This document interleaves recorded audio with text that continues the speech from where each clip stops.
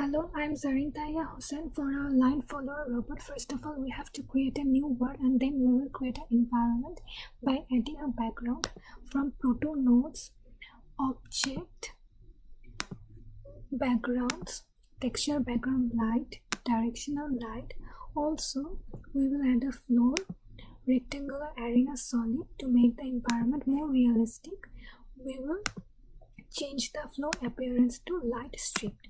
After that, we have to create the robot. We can see that our robot is box shaped and has 4 wheels and 3 sensors.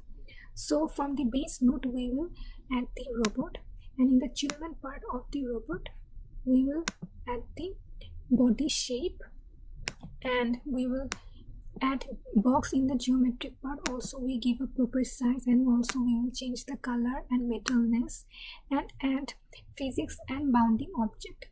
For the 4 wheels we will add 4 hinge joints with a rotational device, rotational motor, and in the endpoint solid section we will add the shape of the wheels, which is cylindrical. So in the geometric part we will add cylinder, we will give proper height, radius, change the colors, add bounding object, physics, and also give a proper translation, rotation.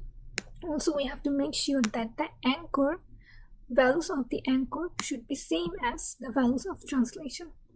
After that we have to add the distance sensor from the base node, and we will name the distance sensor ds mid, ds right, ds left. And in the children section we will add the shape, which will be a box, and give a proper size, and then we will give a proper rotation and translation to each sensor, and we will give a type to the sensor to infrared.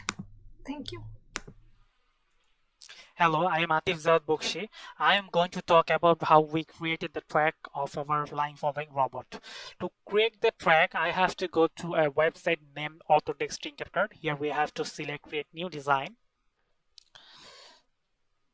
Now we will select scribble. Here we will draw a track. After finish the drawing, we will select done here, and we will set the height to 0 and change the color to black. Now we'll export this file in OBJ format. We'll save it here. Now we'll extract this file.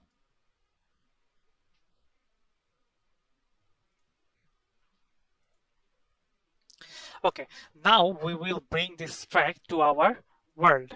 For that we have to go to file. Here we will select import 3D model. Here we'll go next, and we will choose our file. Now this will appear in our world, but this is in a bigger shape. But for that we need some changes to the track.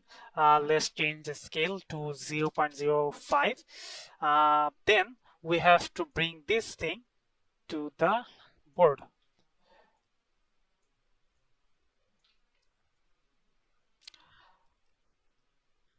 I think this is pretty good for the as a track. We will bring this to down. Okay, this is how we bring the track to the world. Thank you.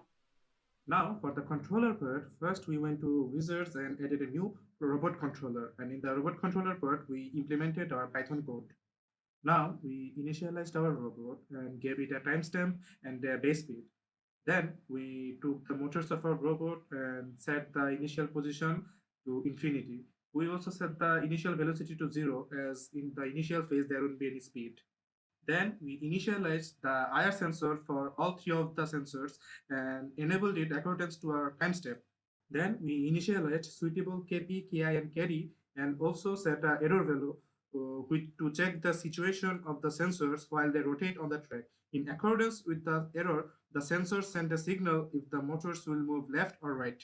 Then we added base speed to all 4 of our motors and gave it a last position, because when the robot sensors move out of the line, they can adjust according to their last position of the track.